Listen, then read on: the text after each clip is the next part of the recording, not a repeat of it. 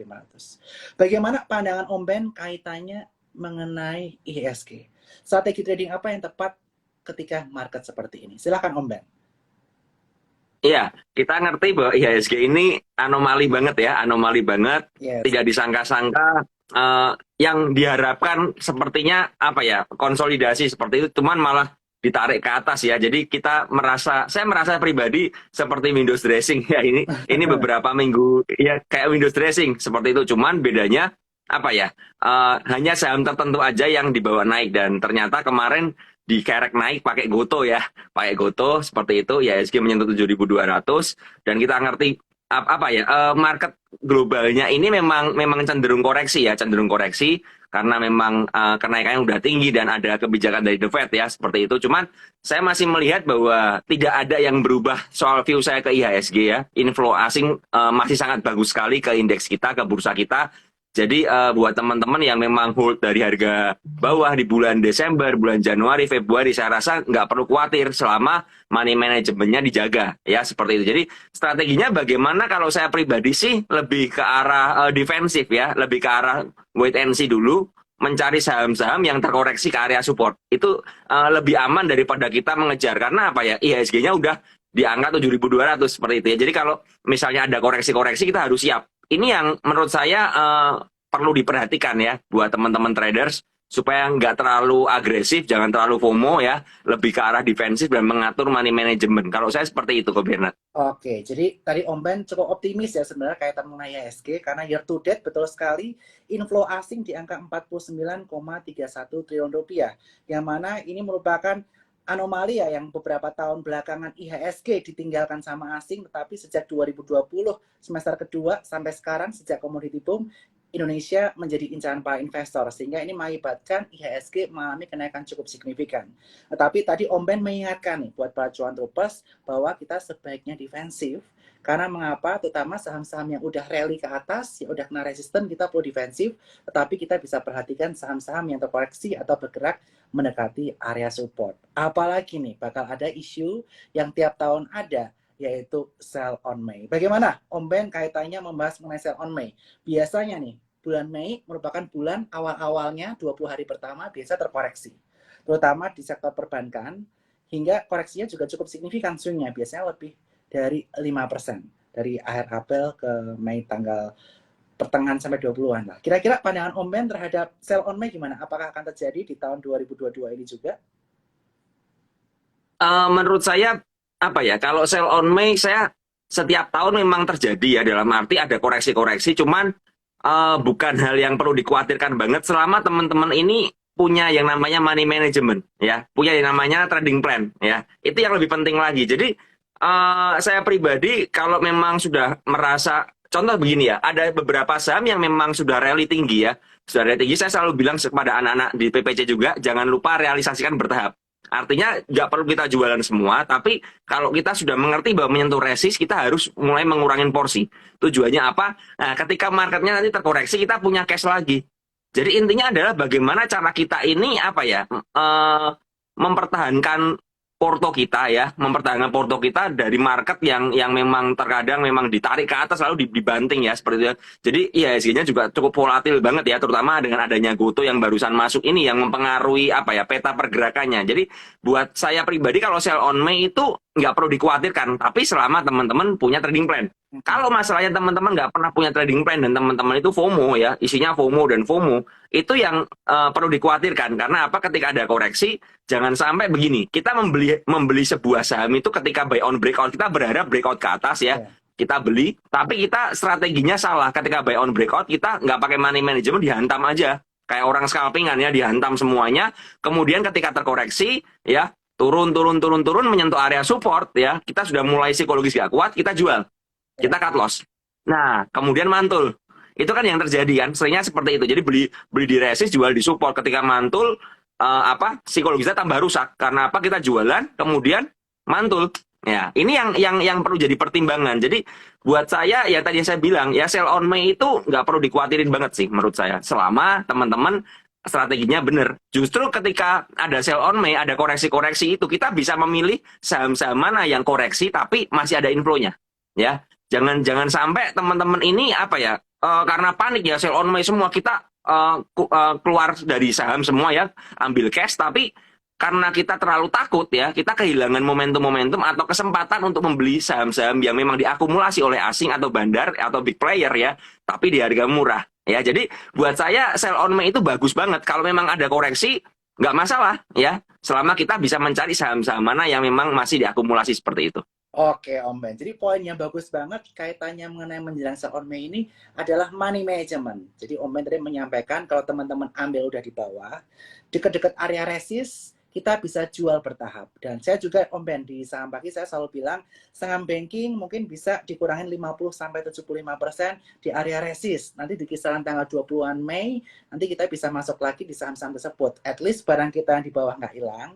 Terus kita bisa realisasikan profit, kita masuk lagi. Dan tadi Om Ben juga menyebutkan hal sama, jangan lupa realisasikan profit. Nanti kalau misalnya koreksi ketika sell on May mulai, terus kemudian ada reversal, kita bisa masuk lagi. Atau misalnya switching ke saham-saham yang laggard atau yang belum naik. Itu yang bisa teman-teman perhatikan. Dan buat teman-teman sekalian, pengaturan atau pengendalian emosi itu penting banget. Supaya apa? Supaya teman-teman tidak FOMO, kayak Om Ben tadi sampaikan, market begini jangan ngejarnya buy on breakout, tapi kita kejar di support, pantulan, itu kita lebih baik karena takutnya nanti ini malah senjata makan tuan. Ujung-ujungnya kita breakout, false break, kita stop loss. Itu yang perlu diperhatikan. Nah, Om Ben, kalau saya pribadi kan saya udah merealisasikan banyak nih di sektor perbankan. Ya, saya udah bocorkan juga di saham pagi. Nah, saya cari yang laggard-laggard nih, contohnya properti nih, kayak SMRA. Mungkin saya udah sampaikan juga, saya udah cicil SMRA. Nggak tahu nih cicil sampai kapan. Nggak lah Om Ben. Nah, nggak tahu nih udah di bawah Iya. nol, nggak naik-naik. Nah, kalau Om Ben yang menjadi watchlist ketika IHSG di bawah seperti ini untuk saham-saham yang kapitalisasi besar dulu, kira-kira seperti apa Om Ben saham-sahamnya? Silakan. Ya, kalau ngomong soal tadi ya, kok benar bilang properti itu memang menarik banget untuk dicicil ya. Tapi kita nggak ngerti jalannya kapan ya. Itu salah, Benar. beda lagi ya. Jadi nyicil terus tapi nggak ngerti jalannya kapan. Naik sedikit dibanting lagi ya. Jadi bisa sih, tapi kita bermain dalam time frame yang panjang ya. Kalau kita ngomong mencari saham-saham yang laggard ya seperti itu ya, saham-saham yang ketinggalan ya. Ini kita berbicara soal time frame yang cukup panjang ya. Jadi misalnya kita mulai ngumpulin sekarang targetnya untuk akhir tahun seperti itu. Jadi benar-benar harus napasnya panjang menurut saya ya. Salah satunya properti. Kemudian ada beberapa konsumer yang kemarin sudah jalan ya, yang sempat saya bahas sama Ellen May kemarin, S Hardware ya. S Hardware itu akhirnya jalan juga seperti itu ya. Jadi kita sabar-sabaran. Ketika S Hardware berada di area 1000-an ya, mungkin nggak ada yang tertarik kan, 1000 sampai 1050. Nah ini kita mulai cicil beli bertahap ya. Jadi S Hardware juga menurut saya ada potensi reversal seperti itu ya, yang kita layak pantau ya seperti itu ya. Cuman teman-teman kembali lagi jangan langsung masuk besok ya, kembali dianalisa. Saran saya ya kita mencari area-area pullback ya, ketika dia breakout seperti itu membentuk sebuah pola, kita mencari di area-area supportnya karena itu jauh lebih aman ya. Dan kembali lagi kalau kita mau nyicil misalnya contoh ya properti nih SMRA atau CTRA atau BSD seperti itu ya, atau Pawon seperti itu ya, kita harus mengerti di mana area support kuatnya ya. Kita mungkin bisa pakai chart weekly seperti itu ya, kita cari area support kuatnya, kita tentukan di mana area support kuatnya, kemudian kita mulai cicil bertahap ya. Jadi saya pribadi kalau memang saham-saham yang memang mau nyicil seperti itu, saya nggak akan pernah beli ketika dia hijau ya. Ketika dia merah saya mulai kolek pelan-pelan ya, kolek pelan-pelan. Misalnya contoh kita misalnya mau masuk 100 juta, anggap seperti itu ya, mungkin pembelian pertama baru 5 juta dulu ya, 5 juta dulu, sabar dulu. Karena apa ya, karena yang kita nantikan sebenarnya adalah adanya koreksi ya. Kalau kita memang mau ngomong swing atau mau ngomong-ngomong invest seperti itu yang ngumpulin barang ya, kita harus mencari di mana area koreksinya ya. Justru malah kalau koreksi malah kita senang ya. Apalagi kalau koreksi dengan akumulasi ya, jangan koreksi dengan distribusi yang besar kan seperti itu. Nah ketika dibanting harganya seperti itu dan kita bisa akum pelan-pelan, itu kita mendapatkan mendapatkan harga yang terbaik. Tapi memang ini money manajemennya harus benar-benar kuat. Kalau teman-teman nggak kuat money manajemennya, pasti akan nyangkut. Karena apa? Ya kita ngomong time frame panjang ya, sekali time frame panjang. Kalau dari saya seperti itu sih.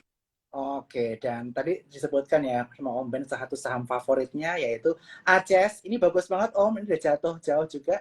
Saya biasanya suka saham yang udah jatuh, mulai tanda-tanda reversal, biasanya saya masuk nih. Nah, ini juga si ACS ini baru jatuh dari titik tertingginya di kisaran area 1900 sempat, dan sekarang sempat menyentuh 900-an, dan dia membentuk inverted hand shoulders semacam itu nih. Baru breakout di area 1120. Wah, ini cantik banget. Breakoutnya pakai volume lagi. Baru diomongin kemarin Nah, sama bener, Om. cakep kan? Cakep banget ini 1120. Area breakoutnya bisa diperhatikan kalau membentuk ekor bisa sampai 1070. Ini good idea banget nih. Reward to risk-nya menarik banget Om.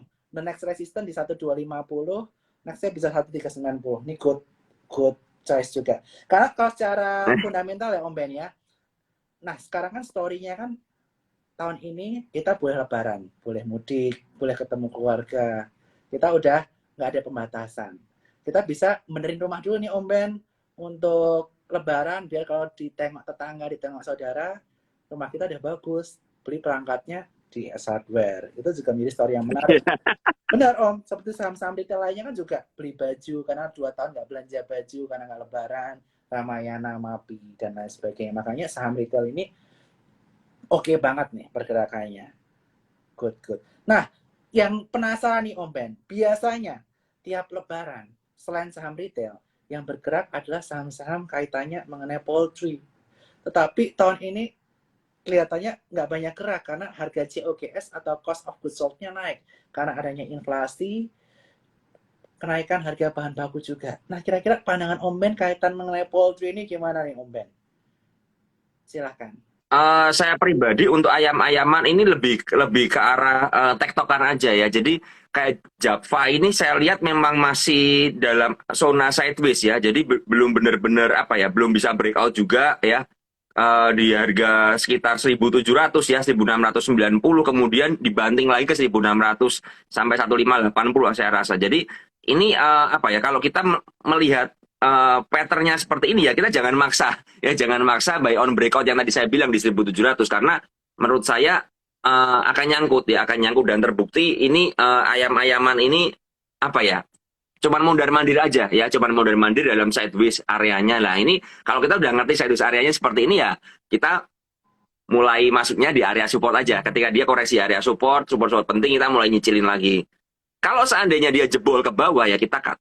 Ya, jadi dengan apa ya, dengan patternnya yang memang sideways seperti itu ya, ya kita harus pandai-pandai untuk mengambil di harga bawah ya, ketika terkoreksi, ketika mungkin ya ini kan sekarang mulai terlupakan ya ayam-ayaman ini ya, sudah mulai sepi lagi. Kemarin kan sempat kenceng tuh, sempat Yes. kenceng naik ke 1.700, mulai rame dibahas di mana-mana ya, dan akhirnya malah dibanting lagi ya. Ketika dibanting seperti itu, ketika kita pingin buy on breakout ya di 1.700, ketika dibanting ya kita, saya pribadi akan keluar dulu ya, akan keluar dulu.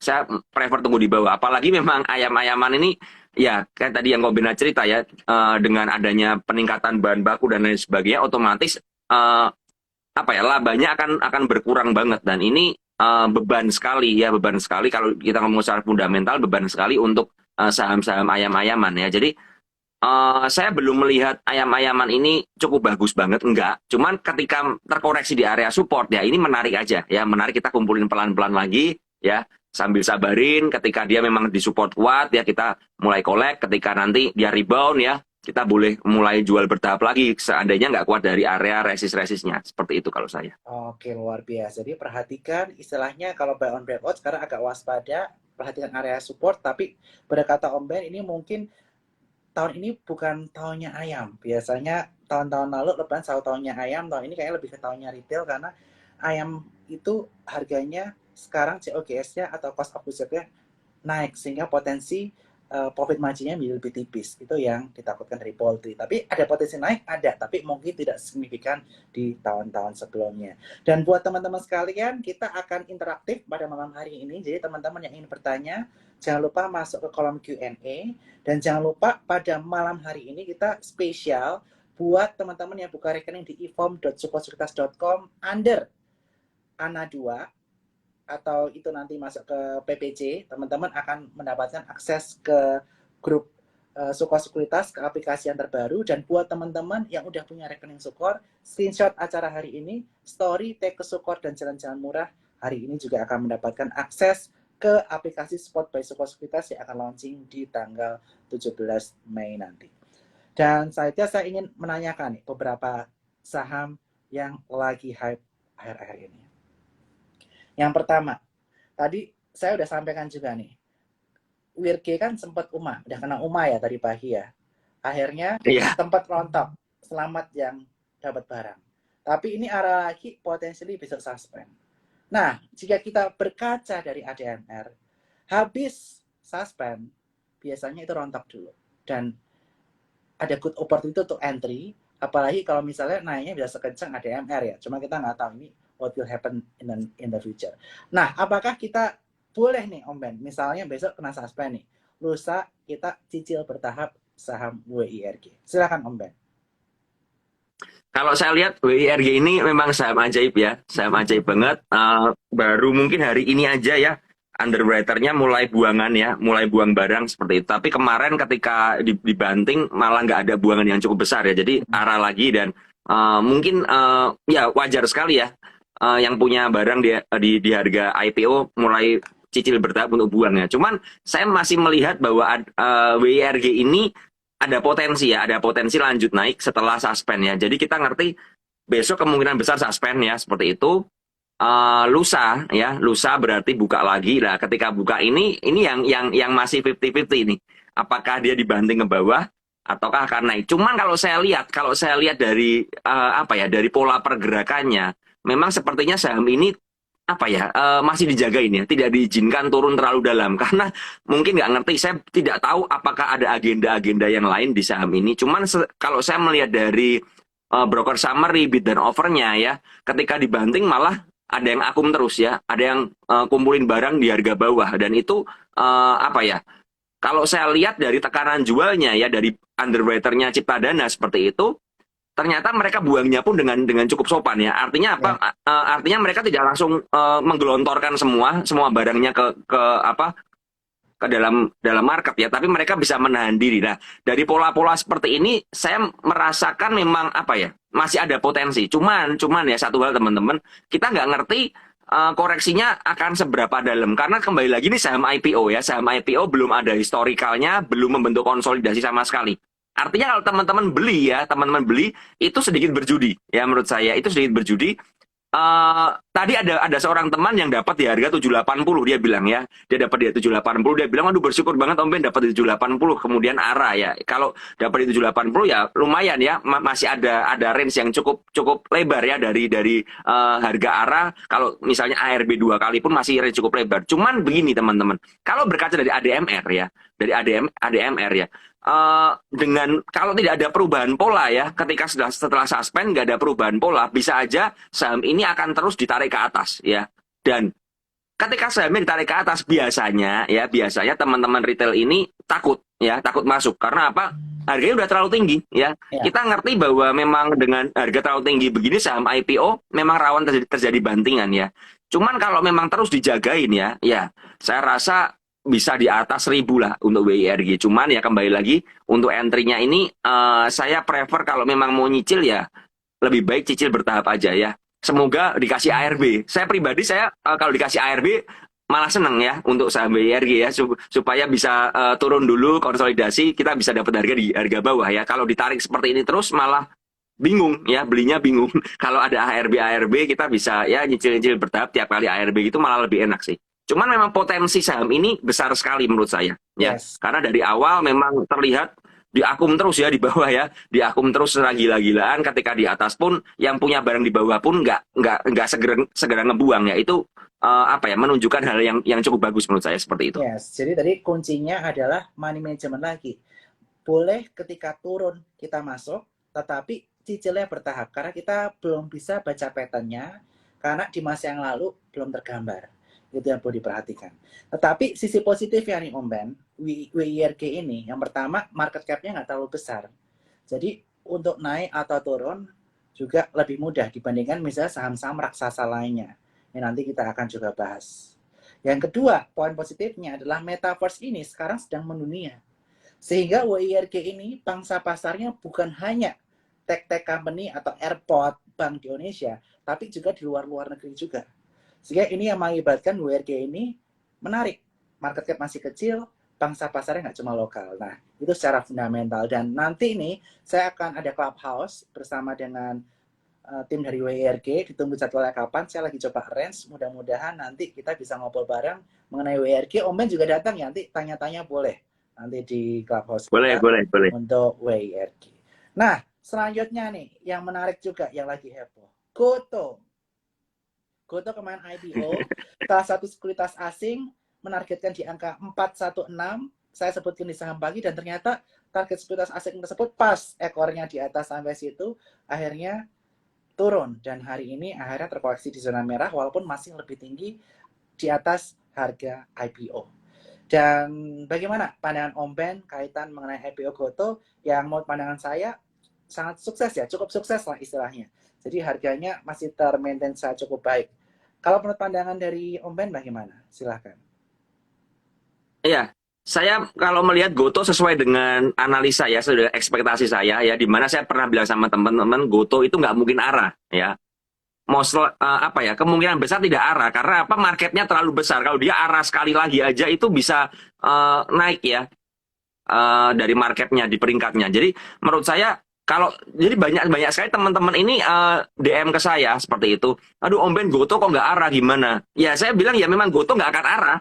Karena ini bakal saham blue chip ya, dengan market yang sangat besar. Sekarang kasarannya begini, bagaimana mungkin saham sebesar dengan market seperti BMRI itu bisa arah? Itu sangat susah sekali ya, karena membutuhkan dana yang besar, membutuhkan biaya yang besar. Dan kita ngerti banget kemarin Goto ini naik 14%, 13% ya, itu menahan merahnya IHSG ya. Saya sempat bikin di story juga ya. Ada 370 atau 380 saham yang merah, tapi IHSG-nya masih bertahan di atas 0,5%. Itu karena Goto ya. Jadi karena Goto seperti itu. Karena kalau nggak ada Goto ya pasti akan roboh IHSG-nya. Dengan market segede itu ketika naik 14%, otomatis IHSG akan terkerek naik ya teman-teman. Dan ketika Goto hari ini koreksi itu sangat wajar sekali ya. Karena apa? Kembali lagi saya bilang Goto ini blue chip. Ya, Goto ini blue chip. Jadi kita nggak bisa expect pergerakannya terlalu liar. Yeah. Saya masih ingat banget ketika BBCA setelah stock split ya. Hari pertama di harga stock split itu BBCA itu dari 7.400 atau 7.500 lari ke 8.300. Yeah. Sangat kencang sekali. Kemudian dia turun lagi dan sampai akhirnya membentuk yang namanya pola sebenarnya, pola pergerakan sebenarnya. Dan Goto ini dalam beberapa hari ke depan akan membentuk pola pergerakan yang sebenarnya ya. Jadi memang tidak akan, dan teman-teman jangan pernah berharap Goto ini akan sevolatil hari pertama, nggak akan lagi ya, nggak akan lagi karena sudah terbentuk pola-polanya. Dan kembali lagi ini saham blue chip ya, ini saham big caps. Dan ini saham raksasa. Artinya apa? Kalau tadi Koberat bilang WIRG itu menarik karena marketnya kecil, Mas ya. ADMR dulu menarik karena marketnya kecil. Teman-teman harus perhatikan, saham-saham yang biasanya potensi bagger itu saham-saham dengan market yang kecil. Yes. Ya, saham-saham dengan market yang kecil dengan target yang besar. Ya, misal saya mendengar sepertinya ADMR akan ditargetkan masuk MSCI seperti itu. Nah, kalau memang punya target seperti itu otomatis akan dikerek naik supaya marketnya membesar. Ya kan, karena marketnya masih kecil. Tapi kalau seperti Goto udah gede, mau diapain lagi? Goto listing aja udah masuk MSCI pasti, ya kan? Karena udah marketnya sangat raksasa sekali. Jadi buat teman-teman kalau masih berharap Goto ke 500, mungkin bisa, cuman butuh waktu, ya. Ya, jadi kalau Goto kedepannya bakalan terkoreksi lagi, mungkin ke area di harga 350-330-an ya, itu sangat wajar sekali ya, sangat wajar sekali dan mungkin akan terkonsolidasi dan sideways lagi ya. Jadi buat teman-teman yang berharap di saham IPO yang liar ya, jangan lirik Goto. Saya udah ngomong ya itu di awal, jangan lirik Goto. Kalau lirik ya cuman hari pertama aja keluar. Saya pun kemarin masuk hari pertama langsung keluar ya. Kemarin juga closingan saya masuk lagi di 382, hari ini saya keluar di 390 karena saya melihat memang berat banget, memang sudah dijagain ya sahamnya. Jadi ini yang perlu kita perhatikan ya. Tapi so far seperti yang Koberat bilang, Goto ini sangat sukses sekali dan kembali lagi ya, saya bisa bilang ya 90% ini nggak akan kayak Bukalapak ya, karena beda banget ya. Ini jelas sesuatu yang berbeda, strateginya juga berbeda ya, marketnya juga berbeda, dan persentase yang dibagi ke masyarakat yang dilistingkan itu sangat berbeda. Itu menarik sekali karena cuma 3%-an kalau nggak salah ya. Kalau memang logikanya begini, kalau memang Goto itu mau didam ke masyarakat, itu nggak akan mungkin cuma 3%. Buat apa cuma 3%? Karena kalau mereka buang semua barangnya dan menyerap dana retail semuanya 3% itu jumlahnya itu apa ya? Hampir sama dengan dana yang mereka dapat dari investor-investor. Jadi sangat nggak masuk akal sekali kalau ini didam ke bawah ya. Jadi saya rasa tetap sama dengan analisa saya ya, Gotoh ini masih akan berlanjut tapi jangka panjang ya. Buat teman-teman yang memang kuat untuk nahan, untuk invest ya silakan mencari area entry-nya setelah dia konsolidasi. Seperti itu kalau saya soal Itu Gotoh. banget ya. Untuk Gotoh ini memang berbeda dengan Bukalapak ya, karena beberapa skema diterapkan di Gotoh yang baru pertama kali diterapkan di Indonesia. Yang pertama adalah kaitannya mengenai Green Shoe, di mana ada agen stabilisasi yaitu YU, dia pasang di harga 338 ke bawah. Jadi untuk menstabilisasi harga ketika mengalami penurunan di bawah harga IPO. Dan yang kedua, ini ada namanya mekanisme MVS atau Multiple Voting Shares. Jadi buat founder-founder atau buat investor early, mereka di lock 2 tahun, tapi memiliki voting share yang lebih besar. Dengan tujuan apa? Dengan tujuan mereka masih bisa mengatur kebijakan perusahaan ke depannya dengan share yang lebih besar. Dan yang kedua, bikin investor-investor yang baru kayak kita tenang. Oh, ini bukan menjadi arena buat mereka exit, tetapi ini malah menjadi arena mereka untuk mengembangkan usahanya bersama dengan investor-investor di publik. Tapi sekali lagi, tech stock bukan untuk semua investor. Ini untuk investor-investor yang berpikir ke depan untuk percaya bahwa perusahaan ini mungkin ke depannya bisa seperti Amazon. Karena kita melihat Amazon baru 20 tahun setelah listing baru positif. Mungkin Gotoh juga akan menjadi seperti itu. Begitu. Dan buat teman-teman sekalian, kita akan buka Q&A setelah pertanyaan saya yang terakhir. Dan jangan lupa untuk tanya di sini. Dan plus buat teman-teman sekalian, jangan lupa teman-teman bisa perhatikan, buka rekening di Sukor under Ana2 untuk mendapatkan akses, atau screenshot event hari ini, take ke Sukor Sekuritas dan jalan-jalan murah. Oke Om Ben, saya juga mau bahas kaitannya mengenai saham yang berkapitalisasi kecil. Karena waktu itu kita juga sempat bahas CMPP, puji Tuhan buat teman-teman selamat yang udah bagger atau yang udah cuan banyak. Kira-kira kalau pandangan Om Ben, gimana trik untuk trading di penny stock, terutama ketika IHSG tinggi, kita mungkin takut sentuh blue chips, tapi kita bagaimana strategi kita untuk trading di penny stock? Silahkan Om Ben sebelum ke Ya, pertanyaan audiens. kembali lagi kalau kita lihat ya soal penny stock sebenarnya ya tidak semua penny stock itu bergerak liar ya menurut saya. Ada beberapa saham yang kita masih bisa analisa secara patternnya, chart patternnya bagaimana, trennya bagaimana.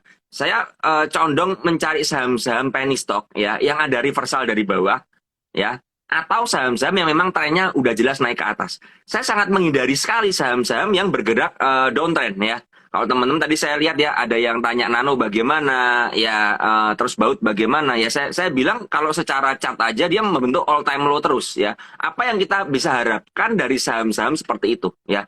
Kembali lagi saya di sini apa ya, bukan anti sahamnya, cuman ketika saya melihat pola pergerakan harganya seperti itu ya, apa yang kita harapkan ya. Sementara kita melihat saham-saham lain yang memang masih menarik ya. Yang kemarin saya sempat mention juga CMPP. CMPP itu polanya jelas banget. Itu polanya pola uptrend ya. Ada reversal dari bawah seperti itu ya. Ketika dia dibanding ke 290 kemudian ditarik ke atas lagi, terlihat ada reversal dan dengan volume yang besar. Nah, kalau memang ada saham-saham dengan pola seperti itu, kita bisa manfaatkan untuk ikut untuk riding ya, untuk seperti itu. Karena apa? Trennya jelas. Tapi kalau trennya lagi turun-turunnya ya, all time low terus, itu mendingan hindarin aja. Kalau teman-teman nggak bisa apa ya, tidak bisa gesit nyopetin, itu sangat susah sekali ya. Karena ketika teman masuk kemudian nyangkut dan berharap ini kan sudah rendah ya harga sahamnya, siapa tahu besok mantul ya, siapa tahu besok mantul. Tapi ternyata nggak mantul-mantul, malah bikin all time low terus, itu yang membuat kita frustasi. Ya, sedangkan makanya tadi saya bilang ada saham-saham lain yang trennya masih jelas. Jadi strategi saya untuk penny stock tetap sama. Saya akan lebih apa ya, memilih sahamnya ya, akan men-screening sahamnya. Saya akan melihat bagaimana pola pergerakannya, kemudian trennya bagaimana, kemudian support resistnya bagaimana. Nah, ketika memang dia ada yang breakout ya, contoh seperti hari ini kayak Gosco ya. Gosco tadi sempat saya lihat dia breakout dari 170 ya. Saya juga ikut masuk di situ ya. Kemudian karena pergerakannya liar banget ya, saya cuma nyopet aja karena dari 170 naik ke 177 dibanting 168 lagi. Ya, saya pikir akan false breakout ya untuk Gosco, tapi ternyata memang ditarik lagi ya, dan bahkan menyentuh arah walaupun nggak kekunci arahnya ya, arah di over aja ya. Kalau saham-saham seperti itu bagaimana? Kita masih bisa melihat kalau kita ngerti chart pattern-nya ya, kita ngerti di mana support dan resistnya ya, kita akan bisa ikut ya, ikut aja. Cuman memang dengan volatilitas yang sangat tinggi sekali ya kita harus berhati-hati. Artinya apa? Ketika kita mau simpan barang ya kita saya sih lebih menganjurkan untuk saham-saham penny stock yang seperti itu kita realisasikan profit bertahap ya. Ketika masih bagus ya kita hold dulu ya realisasikan profit bertahap. Kalau ini ada yang nanya ya, kalau Gosco besok bagaimana? Ya saya rasa kalau memang dia terkoreksi dari 208 ke 196, 195 itu hal yang sangat wajar sekali ya. Karena apa? Karena tadi saya melihat ketika closingan malah yang mungkin yang dorong barang ke atas dia buang barang ya. Dia buang barang seperti itu. Ya, itu yang terjadi. Cuman akumulasinya masih cukup bagus ya, masih bagus banget ya. Kalau ada koreksi-koreksi itu wajar banget ya. Contoh lain kan kemarin kita lihat IATA ya. IATA itu juga sama, trennya jelas ya. Sebenarnya kalau teman-teman perhatikan, IATA itu apa ya? Dari chartnya aja itu dari 200 sampai 210 itu terkonsolidasi di area situ. Ya, sebenarnya itu area entry kita di sana ya. Ketika kita entry, kemudian didorong ke atas ya kita let profit run aja. Saya juga bilang sama teman-teman PPC ketika saya bikin stock pick untuk IATA ini ya, saya bilang realisasikan bertahap. Tapi kalau hari ini saya bilang ya jangan lupa taking profit. Karena apa? Karena jelas sekali kemarin udah naiknya kencang sekali ya, didorong kencang banget. Hari ini dia naik ke atas, nggak bisa lolos 300 ya, kemudian dibanting ke bawah ya kita langsung keluar. Ya, jadi strateginya seperti itu teman-teman. Ini agak berbeda dengan blue chip ya, karena blue chip lebih condong apa ya, big caps ini lebih condong stabil, tapi untuk penny stock ini liar ya liar. Cuman memang untuk beberapa saham seperti ADMR itu saham-saham spesial ya, saham-saham khusus ya, dan itu kita bisa memperlakukan dengan cara yang berbeda ya, karena saya pribadi untuk ADMR, kalau ada yang nanya juga ADMR, saya pribadi itu untuk invest ya. Saya punya di harga 1.300 dan sampai sekarang masih saya hold aja ya, saya hold aja dan belum ada rencana saya lepas karena memang akumulasinya masih bagus dan saya masih mencari titik entry-nya lagi untuk saya tambah barang di sana. Seperti itu. Wow, jadi ada dua ya yang perlu diperhatikan buat teman-teman untuk penny stock. Yang pertama, kalau teman-teman lihat nih pergerakannya historically selama ini liar, teman-teman harus realisasikan secara bertahap. Dan yang kedua, teman-teman harus disiplin, pantau tiap hari. Kalau di aplikasi spot yang baru, teman-teman bisa pasang trailing stop. Supaya teman-teman bisa merealisasikan sahamnya ketika harganya longsor. Karena kejadian hari ini sama IATA, ada Gosco, ini yang membuat teman-teman deg-degan kalau teman-teman nggak menggunakan fitur tersebut. Dan yang kedua, kalau teman-teman tahu pergerakannya lebih manis, lebih adem, seperti ADMR, mungkin kedepannya WIRG, ya teman-teman bisa gunakan strategi trend following. Kalau dia patah tren, mungkin teman-teman baru melakukan aktivitas taking profit. Itu yang teman-teman bisa lakukan di saham-saham penny stock ya. Karena biasanya kalau buat retail nih Om Ben, saham penny stock ini yang lebih menantang, lebih menarik buat mereka ya. Karena ini yang bisa mengakibatkan portofolio mereka semakin naik kencang apabila mereka memanfaatkannya secara tepat. Dan sekarang kita akan Q&A yuk Om Ben yuk. Ini udah banyak banget yang nanya. Dan selanjutnya Boleh, silakan. kita akan tanyakan dari saham-saham lainnya. Nah, ini ada yang bertanya nih. Mungkin pertanyaan dari GT77. Sektor CPO gimana sih Om Ben? Masih lagged semua emitennya. Harga CPO-nya udah naik dari 2.000 Malaysian Ringgit per tonnya di tahun lalu, sekarang udah 6.000 Malaysian Ringgit atau naik 3 kali lipat. Tapi harga sahamnya nggak kemana-mana. Yang naik cuma harga minyak goreng doang Om. Tapi harga lainnya nggak kemana-mana sahamnya. Gimana nih Om Ben? Iya, memang CPO ini lagged banget ya dari kemarin saya perhatikan juga hanya beberapa ya dan kembali lagi ternyata yang malah rally itu yang CPO ya. Kalau teman-teman mungkin nggak memperhatikan CSRA ya. CSRA ini salah satu saham CPO yang memang sudah beggar ya. Dari bulan November lalu sampai sekarang udah naik di atas 100% ya CSRA. Cuman ya kembali lagi ya. Tadi saya bilang ketika sahamnya ini memang apa ya marketnya kecil banget ya. CSRA ini bener-bener waktu saya masih ingat ketika di harga 300 itu sangat nggak liquid ya, sangat tidak liquid ya CSRA dan ketika masuk pun takut-takut ya. Cuman ternyata memang saham seperti itu yang memang digarap terus ya. Kalau kita lihat kayak LSIP, AALI itu memang harganya nggak kemana-mana ya, harganya nggak kemana-mana. Jadi terlepas dari gini, kalau saya lebih melihat begini, saya tidak terlalu ahli dalam bidang fundamental, tapi saya lebih memperhatikan kepada bandarmologinya ya. Ketika memang harga CPO naik ya, tapi bandarnya ini masih nahan harganya ya, masih artinya tidak mengizinkan harga sahamnya naik, emitennya naik ya, itu nggak akan naik kemana-mana ya. Mau harga minyaknya naik tinggi ya, CPO-nya naik tinggi ya, ketika memang bandarnya malah jualan terus ya, memang nggak akan naik ya. Ini yang kita perlu perhatikan. Makanya saya tadi bilang, ketika kita melihat harga komoditasnya naik ya, kita harus melihat saham-saham mana yang ada akumulasi sebenarnya. Ya, terlepas dari fundamental ya, karena saya sekali lagi saya tidak terlalu mahir dalam fundamental ya, nanti bisa ke teman-teman yang lain ya, yang edukator-edukator yang untuk fundamentalnya. Cuman kalau dari bandarmologinya, ketika memang apa ya, penggerak harganya itu menahan terus ya, malah berjualan ya, kita nggak bisa expect harga sahamnya naik.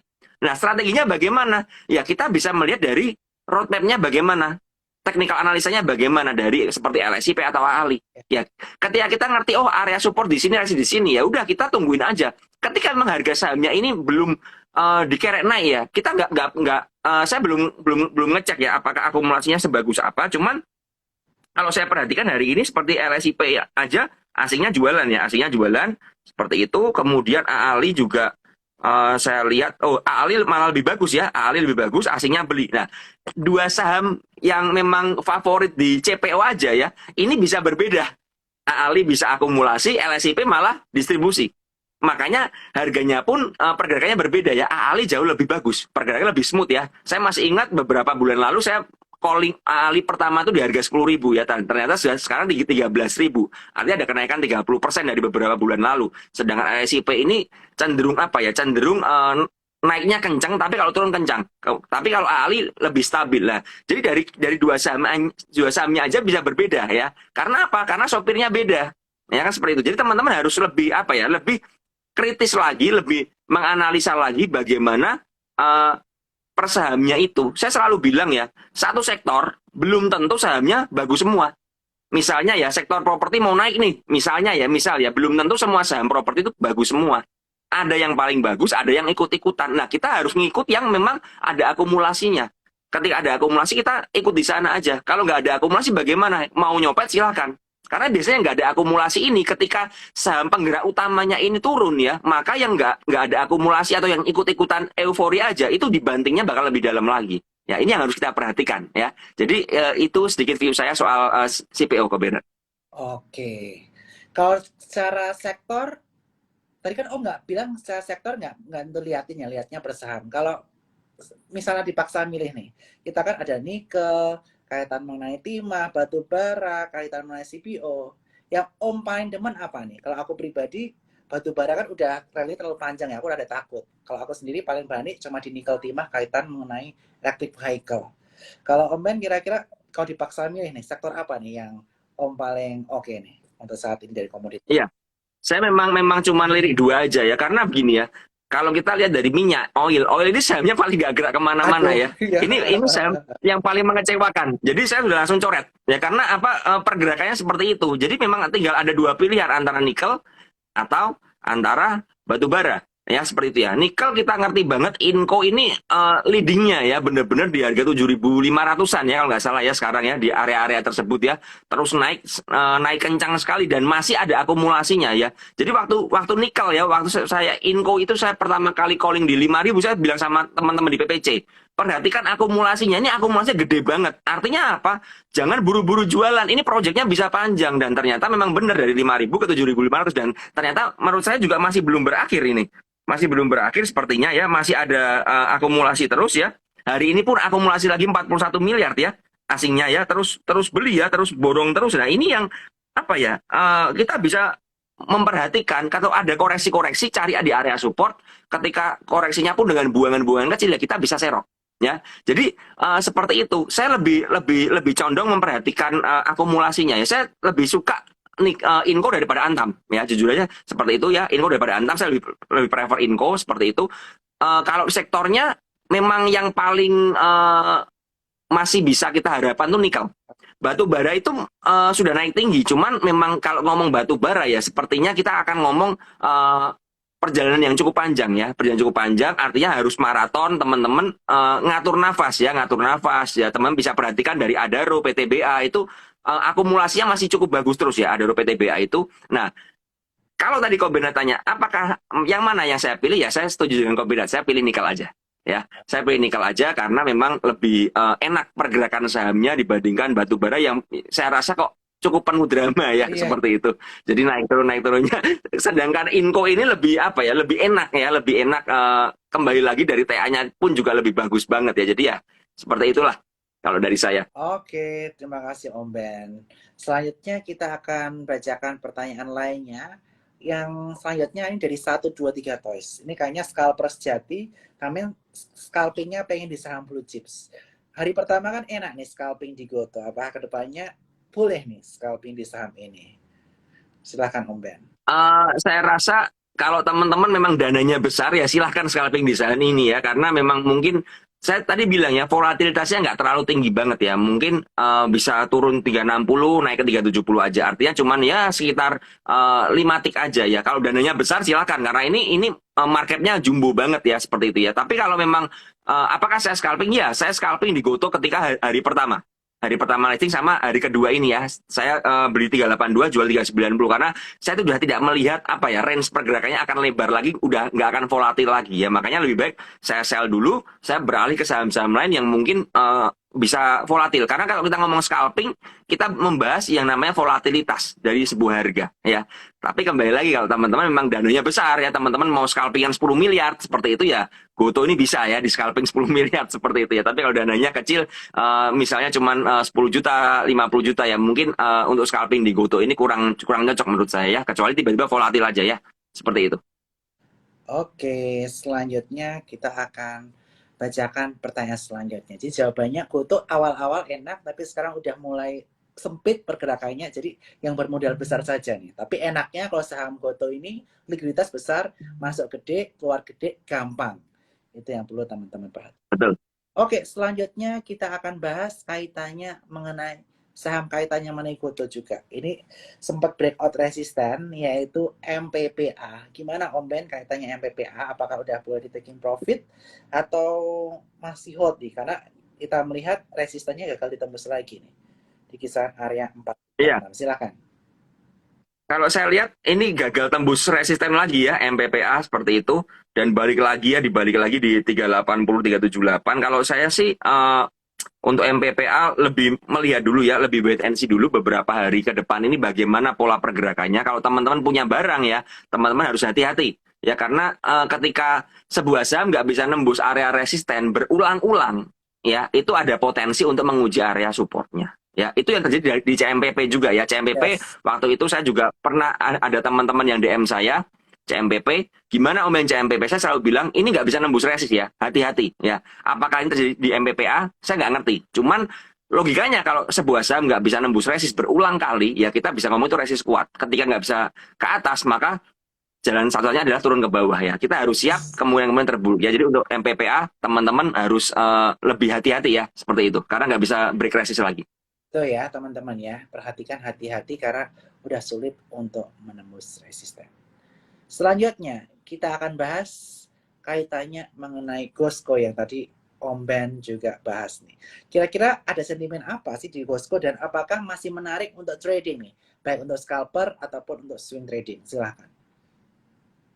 Kalau sentimen saya nggak ngerti ya, sentimennya apa saya nggak ngerti. Tapi yang saya tahu adalah bahwa tadi yang saya bilang ya, Gosco itu ketika break dari 170 itu sangat menarik sekali karena seperti terbentuk double bottom ya dan ternyata memang mencapai targetnya sudah sampai target di 200-an sekian ya. Nah teman-teman apakah besok boleh beli ya? Ya saya lebih melihat apa ya kalau memang besok mau masuk ya lebih wait and see dulu ya, lebih sabar dulu. Jangan sampai saham ini kayak IATA ya, jangan sampai kayak IATA, jangan sampai teman-teman nyangkut di pucuk ya seperti itu ya. Karena menurut saya ini sudah area-area resist ya, dan ternyata yang memang kita harapkan arah lengket ternyata malah nggak arah ya. Jadi ya ini sedikit ada mungkin ada perubahan pola. Cuman kalau memang kita lihat besok ada akumulasi yang cukup bagus lagi ya seperti hari ini ya di mana di akum pakai asing ya hari ini ada 14 miliar yang masuk di Gosco seperti itu ya. Kalau besok masih ada akumulasi lagi dan masih ditahan ya di area 195 ke atas ya, maka saya bilang ya Gosco ini masih ada harapan untuk kedepannya. Tapi kalau sampai besok ARB dan ternyata malah dijualan semua ya, mungkin akan beda lagi ceritanya ya, akan mencari support lagi seperti itu. Oke, jadi perhatikan money management ya untuk Gosco dan kita lihat bagaimana pergerakan kedepannya ini masih bergantung ya Jadi perhatikan selanjutnya karena sahamnya ini pergerakan juga volatilitasnya cukup tinggi. Seperti itu. Oke, selanjutnya kita bahas strategi nih. Bahas strategi yang lebih oke nih. Nah, ini mengenai money management. Bagaimana pembagian portofolio. Gimana nih? Lebih cuan untuk fokus di scalping atau dibagi sama swing juga? Kalau Om Ben sendiri gimana nih? Testimoni dari seorang trader yang saya lihat sendiri, beliau ini buka di rekening Sukor untuk scalping dan cuan kotos-kotos. Jadi emang ilmunya mantap. Jangan lupa follow Om Ben dan PPC dan buka rekening di Sukor. Tapi kalau Om Ben sendiri ada pembagian nggak yang untuk swing, scalping, invest, dan lain sebagainya? Silahkan. Ada ya. Jadi saya selalu membagi portofolio saya, makanya saya buka di beberapa sekuritas termasuk Sukor ya. Saya pakai di Sukor juga seperti itu dan memang apa ya? Kita harus mengerti bahwa market sekarang ini lebih rumit ya, lebih rumit untuk scalping tidak semudah dulu lagi ya. Kita harus mencari kalau mau scalping ya cari yang seperti Gosco tadi ya, yang memang volatil seperti itu bergerak naik turun ya kita bisa manfaat untuk scalping. Kalau ditanya lebih cuan mana ya, sebenarnya kembali ke teman-teman masing-masing. Teman-teman ini cocok yang mana? Ya, karena gini, ketika saya bilang, oh saya lebih cuan di scalping, tapi belum tentu teman-teman malah nyoba scalping malah bisa cuan. Malah teman-teman ada ya, seperti si Michael itu dia bilang sama saya, aduh gue scalping gak bisa nih, bisanya swing.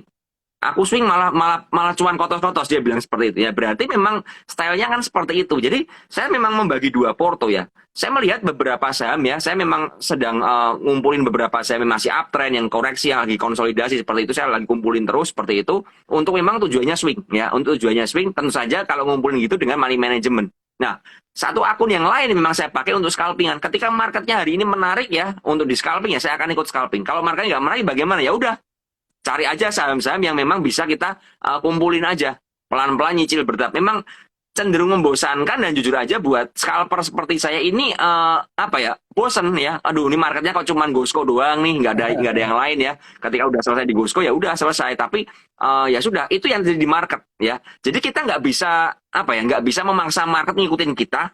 Tapi kita yang ngikutin market. Ketika marketnya memang tidak menghendaki apa ya, tidak ramah untuk scalper ya seperti itu ya. Nggak banyak saham yang bisa di scalpingin ya. Kita harus bisa untuk mencari saham-saham yang kita kumpulan untuk swing. Makanya itu saya pakai dua porto. Tujuannya apa? Ketika marketnya susah, saya akan lebih fokus ke arah swing, ngumpulin barang seperti itu. Kalau marketnya enak ya, ada yang bisa di scalping ya saya pakai akun scalping ya. Jadi cuan mana ya kembali ke kalian, cocok yang mana seperti itu. Kalau buat saya pribadi memang sama-sama cuan ya sama-sama cuan. Cuman memang pembagian modal saya jujur aja saya ini lebih condong ke arah scalping dana besarnya ya. Jadi untuk swing saya memang membagi itu hanya 30 sampai 40% ya 60%-nya di area scalpingan ya karena memang saya mengerti saya ini bukan tipe yang bisa sabar nungguin swing seperti itu ya makanya ya saya masih belajar ya makanya ya seperti itulah ya.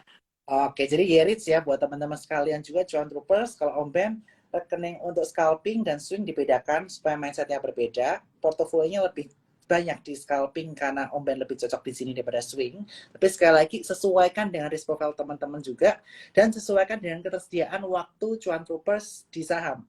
Kalau waktunya di saham cuma saknyet-saknyet, ya mending swing. Kalau teman-teman full bisa mantengin market, bisa kayak Om Ben di di scalping bisa lebih banyak dan bisa gabung juga PPC nih dan jangan lupa buka rekening di eform.cukup.com kode Mariana 2 atau Ana 2 di situ teman-teman bisa bergabung dengan Om Ben juga dengan mendapatkan akses ke aplikasi terbaru untuk 200 orang yang daftar di situ.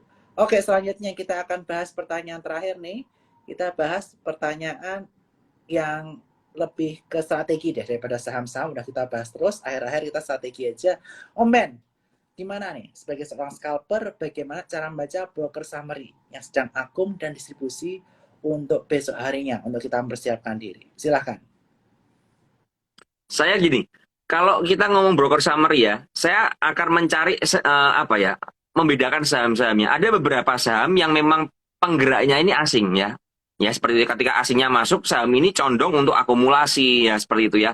Dikumpulin asing secara masif ya. Dan ketika saya mengerti bahwa sahamnya ini yang ngumpulin asing ya, saya lebih mengabaikan broker summary-nya. Artinya apa? Saya melihat ke arah foreign flow-nya ya. Jadi tidak semua saham gini teman-teman. Tidak semua saham itu broker summary bisa dibaca dengan jelas ya. Yeah. Contoh saham yang nggak bisa dibaca dengan jelas itu saham-saham konstruksi. Itu kalau buka broker summary-nya kita pusing.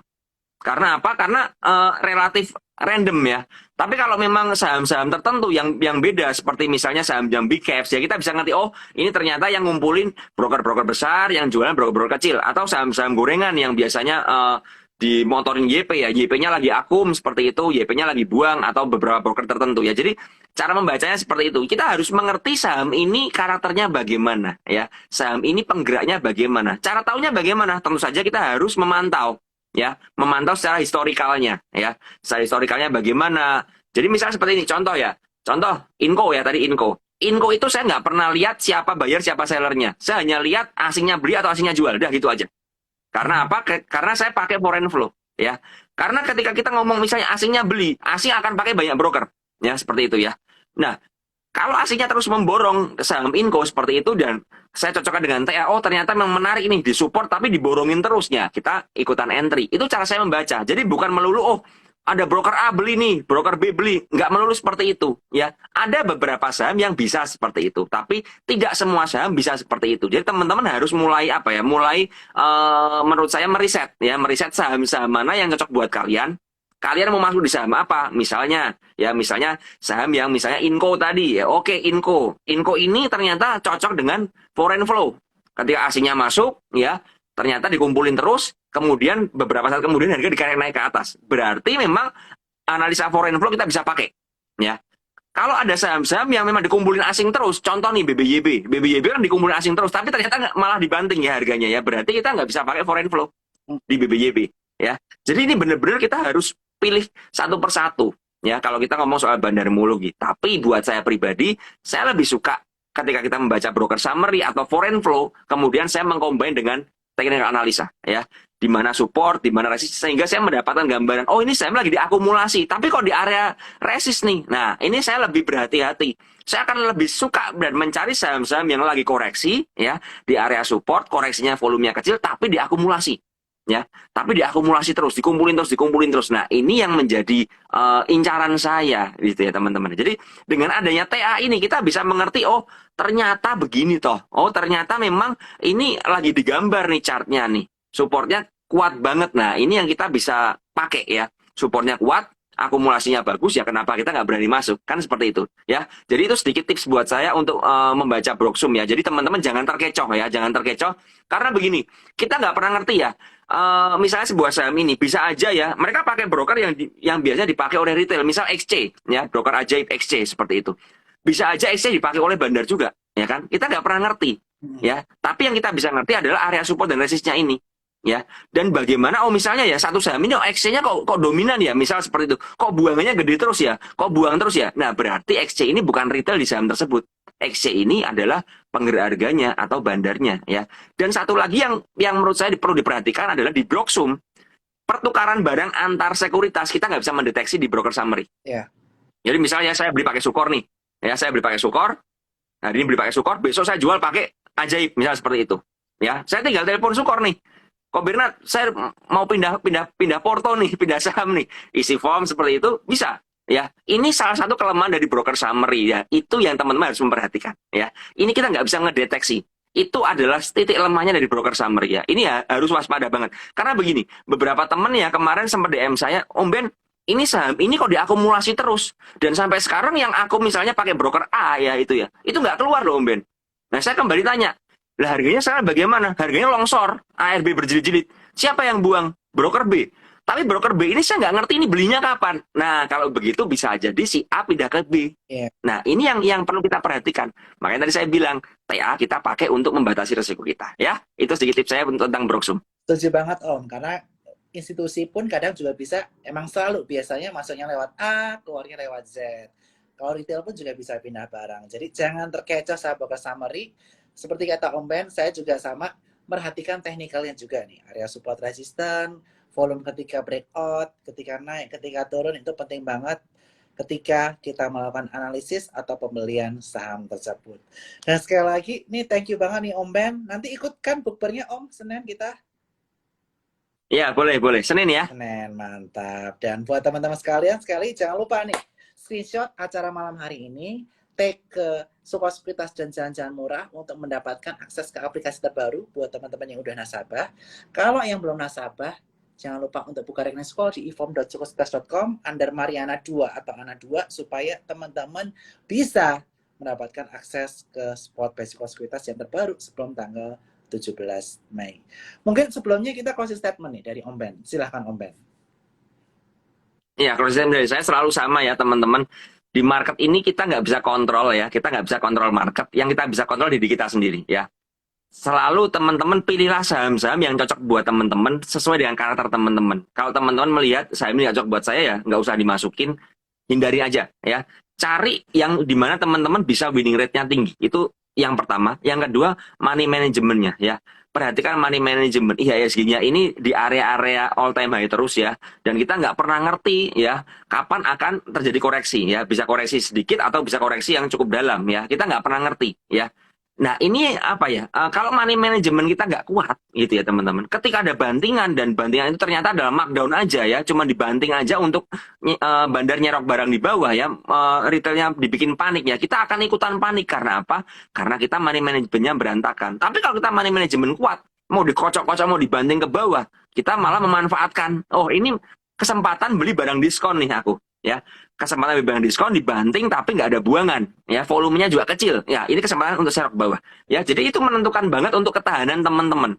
Saya percaya banget market ini akan menyaring ya, akan memfilter mana trader-trader yang mau belajar, mana trader yang ikut-ikutan aja ya. Buat teman-teman yang suka judi ikut-ikutan aja ya, si A beli karena news, karena apa ikutan beli, ada news ikutan beli, asal FOMO, teman-teman nggak akan bertahan lama di market ya.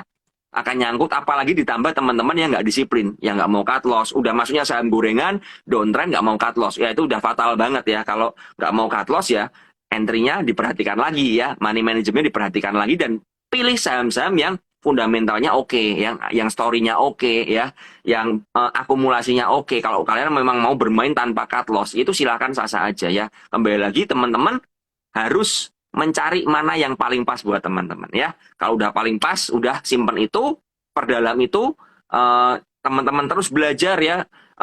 Sukor ini luar biasa menurut saya ya, Kombinat luar biasa, selalu mengedukasi, dan ini teman-teman manfaatin nih, ada saham pagi ya kan, ada IG Live seperti ini, jangan lupa buka akun di Sukor ya, teman-teman akan banyak mendapatkan benefit dari teman-teman di dalam market ini yang suka mengedukasi seperti Kombinat ya. Jadi itu pesan dari saya. Semoga teman-teman tetap strong ya, tetap strong together ya, supaya bisa bertahan di market ya, karena marketnya bukan market yang mudah menurut saya ya. Market ini bukan market yang mudah, sekali lagi ya. Tidak seperti market ketika recovery COVID ya. Ini market yang benar-benar akan memfilter teman-teman siapa yang benar-benar bisa bertahan dan layak bertahan di dalam market. Ini adalah pengujiannya sekarang ya. Seperti itu dari saya. Agree banget Om Ben. Jadi money management perhatikan, psikologis perhatikan, apalagi IHSG di area target 7374. Perhatikan jika ada koreksi besar, teman-teman bisa lakukan taking profit bertahap, dan nanti kita bisa masuk lagi secara cicil. Itu buat teman-teman sekalian. Dan sekali lagi, terima kasih Om Ben, dan see you nanti kita meet up offline hari Senin. Thank you banget Om Ben, dan stronger together buat Cuan Troopers. Bye-bye. Ya, stronger together. Dah.